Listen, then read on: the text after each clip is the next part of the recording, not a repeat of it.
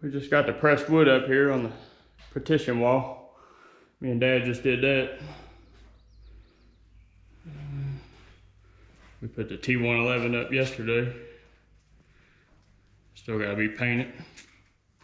I'll probably paint the beams turquoise or something bright.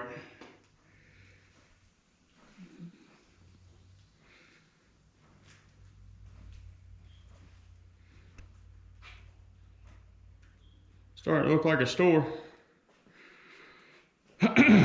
We're gonna put the T111 on this next week. We gotta put the pressed wood up in the peak to fully separate the shop from the store area. And it's definitely getting there. We'll post another video next week when we get a little further along. So stay tuned for that.